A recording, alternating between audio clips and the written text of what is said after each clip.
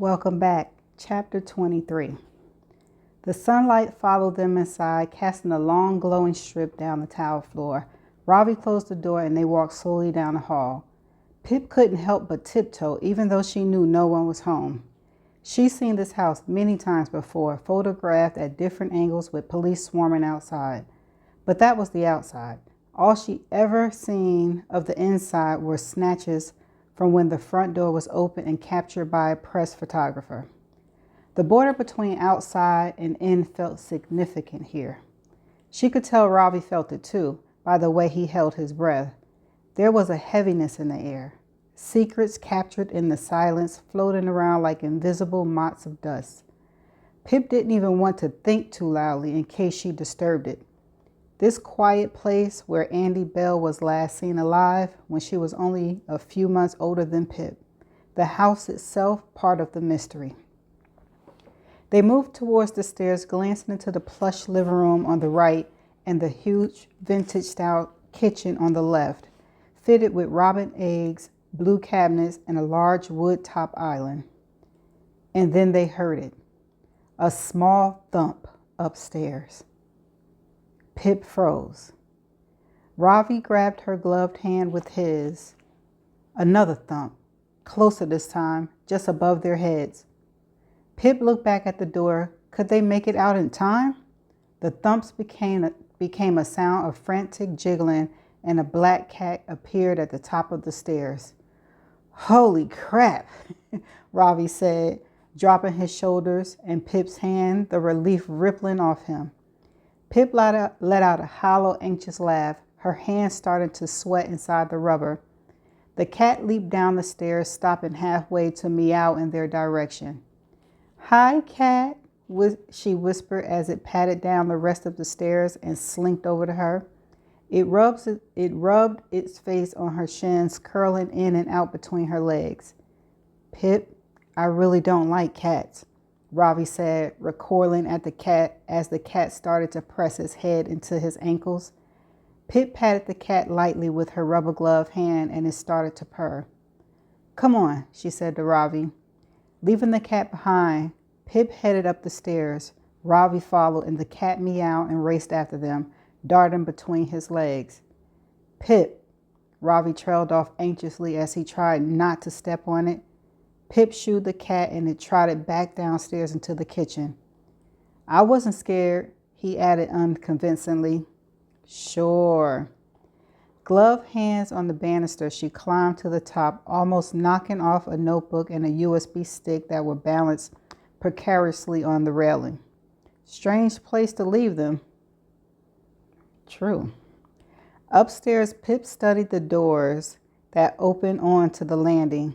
In the back bedroom on the right, the floral bedspread was ruffled and slept in. Paired socks on the chair in the corner. The bedroom at the front had a dressing gown strewn on the floor and a glass of water on the bedside table. Neither could be Andy's. Excuse me. Ravi tapped Pip gently on the arm and pointed. There was only one door up here that was closed. They crossed over to it and Pip grasped the gold handle to push it open. It was immediately obvious this was her room. Everything felt staged and stagnant. Though it had all the props of a teenage girl's bedroom, pinned up photos of Andy with Emma and Chloe at the winter carnival, a small framed picture of her and Sal, his arm around her waist, her eyes glittering, an old brown teddy tucked into the bed, an overflowing makeup case on the desk. The room didn't quite feel real, a place entombed in 5 years of grief. Pip stepped onto the plush cream carpet. Her eyes scanned the room from the lilac walls to the white wooden furniture, everything clean and polished, the carpet showing recent vacuum tracks. Dawn Bell must still clean her dead daughter's room, preserving it as it was when Andy left it for the final time. She didn't have her daughter, but she still had the place where she slept, where she woke in, where she dressed, where she screamed and shouted and slammed the door, where her mom had whispered good night and turned off the light. Or so Pip imagined, reanimating the empty room with the life that might have been lived here.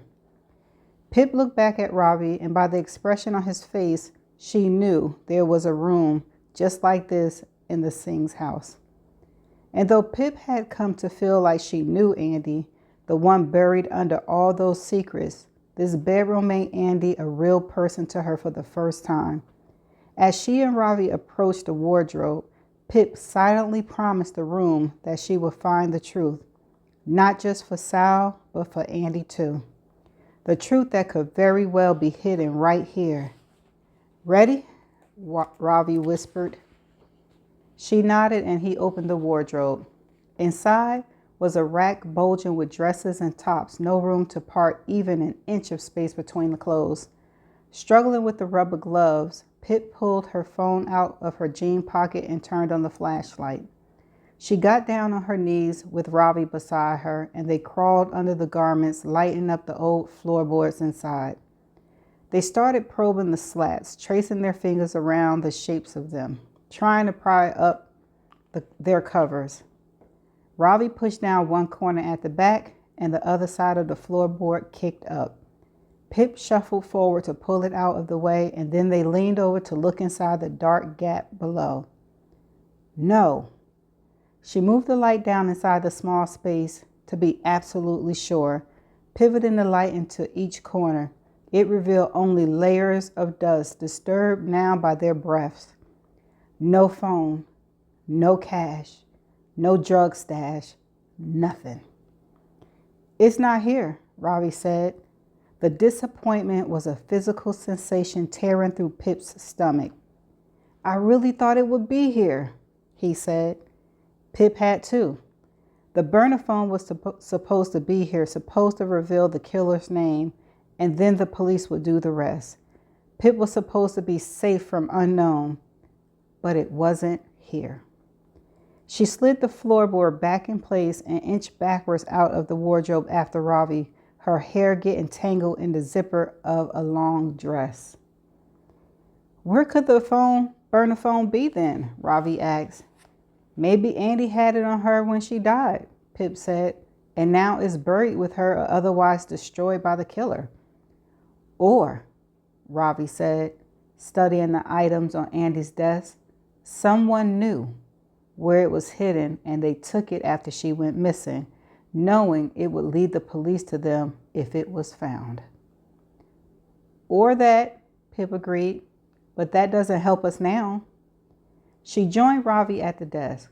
On top of the makeup case was a paddle hairbrush with long blonde hair still wound around the bristles. Beside it, a Fairview High academic planner for the year 2013/2014, almost identical to the one Pip had for this year. Andy had decorated the title page with doodle hearts and stars and small printouts of supermodels. She flipped through some of the pages. The days were filled with scribble homework assignment and test dates. November and December had various college open house days listed. The week before Christmas, Andy had a note to herself. Maybe get Sal a Christmas present. Dates and locations of calamity parties, people's birthdays, and strangely, random letters with time scribbled in next to them. Hey, she held it up to show Ravi. Look at these weird initials all over the place. What do you think they mean? Ravi stared for a moment, resting his jaw in his gardening gloved hand. Do you remember that thing Howie Bauer said to us? That he told Andy to use codes instead of names? Maybe these are her codes, Pip said, tracing her rubber finger over the random letters. We should document these. She laid the planner down and pulled out her phone again. Ravi helped her tug one of her gloves off, and she opened the camera. Ravi skipped the pages back to February 2014, and Pip took pictures of each page spread until the week in April, just after spring break. The last thing Andy had written on that Friday was, "Start French revision notes soon." Okay, Pip said, pocketing her phone and slipping the glove back on. The front door slammed below them. Ravi's head snapped around, terror pooling in the pupils of his eyes. Pip dropped the planner back in its place and nodded toward the wardrobe. Get back in, she whispered. She opened the doors and crawled inside, looking back for Ravi. He was on his knees just outside. Pip shuffled aside to give him space to crawl in, but Ravi wasn't moving. Why wasn't he moving? Pip reached forward and grabbed him, pulling him into her against the back wall, and Ravi snapped back to life. He grasped the wardrobe doors and shut them inside. Sharp Hill steps in the hallway. What was it, Andy's mom? Back from work already? Hello, Monty, a voice carried through the house. It was Becca. Ravi was shaking beside her. She moved closer and took his hand, the rubber gloves squeaking as she held on. They heard Becca on the stairs thin, louder with each step, the jiggling collar of the cat behind her. "Aw, that's where I left him," she said, footsteps pausing on the landing. Pip squeezed Ravi's hand, his face just a few inches away. She hoped he knew she would take the fall if she could. "Monty, have you been in here?" Becca's voice drew nearer. Ravi closed his eyes. "You know you're not supposed to go into this room." Pip buried her face into his shoulder. Becca was in the room with him now. They could hear her breathing, hear the clicking of her bones as she moved. More steps stifled by the thick carpet, and then the sound of Andy's bedroom door closing. "Bye, Monty." Becca's words were muffled now on the other side of the door. Ravi opened his eyes slowly, squeezing Pip's hand back, his panicked breaths rippling through her hair. The front door slammed again. Whew, I was wondering if somebody was going to come back and what was they going to do. But they didn't find the phone, though. Pippa Fitz-Amobi, October the 7th, 2019. Capstone Project Log Entry 25. I guess that's what they mean by a close call. Ravi still wasn't quite himself by the time he had to leave for work, and the burner phone wasn't even there. But the break-in might not have been for nothing. I emailed the photos of Andy's planner to myself so I could see them bigger on my laptop screen. I've gone through each one dozens of times, and I think there are some things to pick up on here. This is the week after spring break, the week Andy disappeared. There's a lot to look at on this page alone, starting with the Fat DeSala 03 Andy scorecard comment. This was just after Andy posted the new video of Nat online. And I know from Nat that she only returned to school on Wednesday the 16th. And Andy called her a slut in the corridor, prompting the death threats stuffed in Andy's locker. But judging this comment at face value, it seems Andy was gloating over 3 victories she had over Nat in her twisted games. If the topless video was one of these goals, was blackmailing Nat to drop out of the cubicle another? Then what was the third thing Andy did to Nat De Silva? Could that have been what made Nat snap and turn her into a killer? Another significant entry on that page is on Wednesday, April the 16th at 7:30. If Ravi is right, and Andy was writing things down in code, I think I've cracked this one. It's so simple. TS equals train station, as in the train station parking lot. I think Andy was reminding herself that she had a meeting with Howie at the station that evening. I don't know that she did, in fact, meet Howie that evening because Sal wrote Howie's license plate number in his phone at 7:42 p.m. on the very same Wednesday. There are many more instances of TS with the accompanied time in the photos we took. I think I can confidently say that these refer to Andy's drug trades with Howie and that she was following Howie's instructions to use codes to keep her activities secret from prying eyes. Having them in her planner was the perfect memory prompt. There are other initialized entries with the times written in the planner. During this mid-March week, Andy wrote on Thursday, the 13th at 8 o'clock. This one I'm stumped on.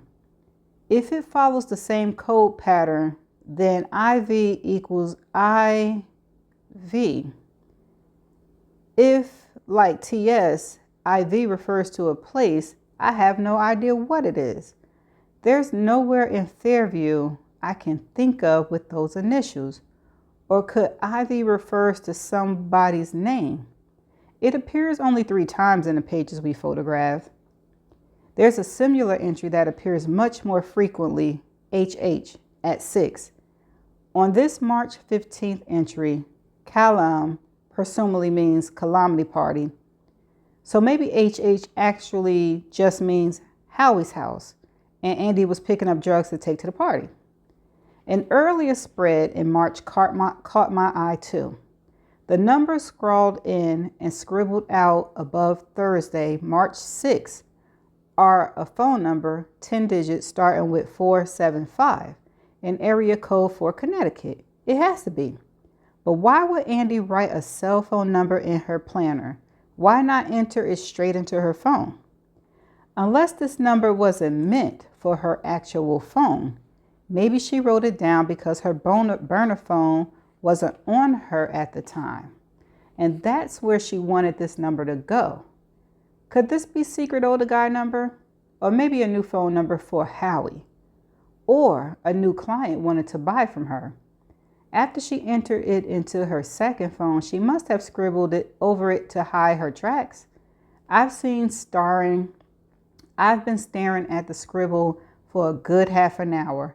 It looks to me like the first 8 digits are 475-55501. It's possible that last number is a 7 instead, but I'm fairly certain it's a 1. For the final 2 digits, it gets tricky because they're scribbled out so thoroughly. The second final digit looks like a 7 or 9 or 1. The way it seems to have a leg and a hook line at the top. And the final number looks like it has a curve. So either a 6, a 0, or 8.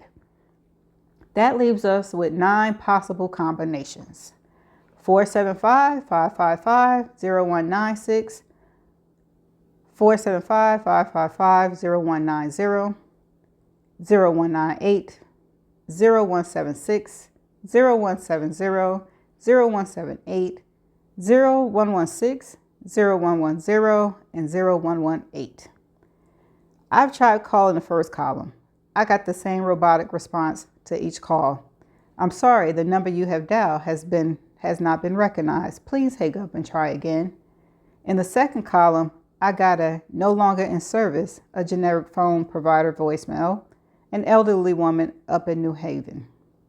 The last column racked up 1 not recognized, 1 no longer in service, and another generic voicemail. Chasing this phone number is another dud. I can hardly make out those last 2 digits, and the number is over 5 years old now and probably out of use. I'll keep trying the ones that went to generic voicemails just in case anything comes of it, but I really need to get going with my application. Should I write about that time I got lost at the zoo? Was that a formative experience? My father dying when I was too young to remember him? God, 650 words is far too many for someone who doesn't know who they are. Persons of interest: Jason Bell, Naomi Ward, Secret Older Guy, Nat and Daniel De Silva, Max Hastings, and Howie Bowers. Pippa Fitz Amobi, October 9, 2019. Capstone Project Log, Entry 26. No, I haven't got any further with my personal essay. I wrote 300 crappy words yesterday and deleted them right after. And now I'm finding myself dragged back into the world of Andy Bell, clicking on my capstone project document when I should be opening a blank page. But thinking about a dead girl is so much easier than thinking about myself. I've read over Andy's planner so many times that I can almost recite her February to April schedule by heart. One thing is abundantly clear. Andy Bell was a homework procrastinator. 2 other things are quite clear, leaning on assumptions. TS refers to Andy's drug deal meetings with Howie at the station parking lot, and HH refers to those at his house. I still haven't managed to work out IV at all. It appears only 3 times in total: on Thursday, March 13 at 8, Friday, March 21st at 9, and Thursday, March 27 at 9.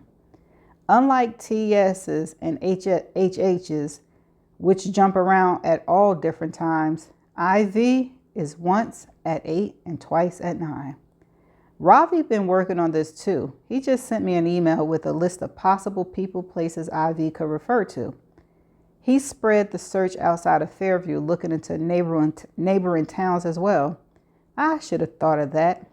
His list: Imperial Volt nightclub in Stanford, Ivy House Inn in Westport. Ida Vaughn, age 90, lives in Wilton. The 4 cafes in New Canaan, IV equals 4 in Roman numerals. Emperor Volt's website says that the club was opened in 2012. From its location on the map, it looks like it's just in the middle of nowhere, a concrete slab nightclub and parking lot amid a mass of green grass pixel.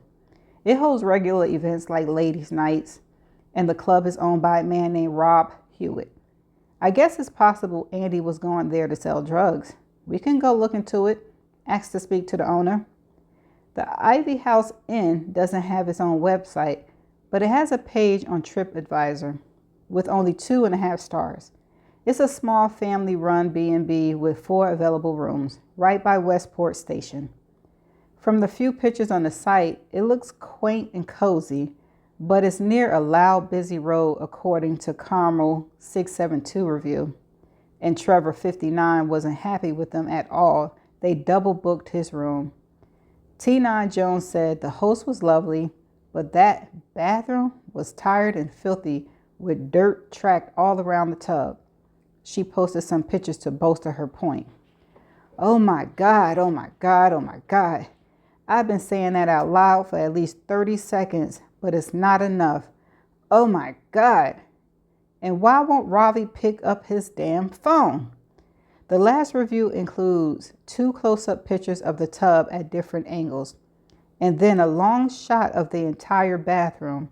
Beside the bath is a huge full-length mirror on the wall. We can see the reviewer and the flash of her phone reflected in it. We can see the rest of the bathroom too, from its cream ceiling with circle spotlights down to its tiled floor, a red and white tiled floor. I'm almost certain it's the very same tiled floor from the printed photo that was pinned up behind the Reservoir dog poster in Max Hastings' bedroom. Andy naked except for a pair of black underwear, pouting at a mirror, this mirror, in the Ivy House in Westport. If I'm right, then Andy went to that bed and breakfast at least 3 times in the span of 3 weeks. Who was she there to meet? Max? Secret older guy? Looks like I'm going to Westport after school tomorrow. And that's the end of chapter 23. Okay. Woo. So they didn't find the phone. So they broke it into for no reason. They almost got caught, but they didn't get caught. I don't know if I would be like doing what Pip want to do. I'd be like, you just let me know what you find out. Because, girl, you dangerous. You love living on the wild side. Okay, and then they did get something from it. They got her journal. So they trying to figure out all of her codes and stuff like that. So they figured, do you think, what was I getting ready to say? My thought went, phew. Anyway, so it makes sense. The HH makes sense. The TS makes sense. The IV, she seemed to think that it is for the little N right there. But what was she doing there? Do you think that's where she ran away to? Oh, well. Okay, so let's see. She did have some pictures of the journal, but I don't think it makes sense. But I'm going to show you. I'm going to show you anyway. So it might not be visible, but I'm trying to get it where you can see it. Okay, maybe I need to come back this way. And let's see. I'm going to just show you. I don't know if you can see it. If you can't see it, I'm sorry. And I think it's one more. Then it's this one. Okay. If y'all are friends with me on Facebook, you can message me if you want a copy, and Auntie, you can text me if you want a copy. But that's the end of the chapter. I shall see you all in the next chapter. Bye for now.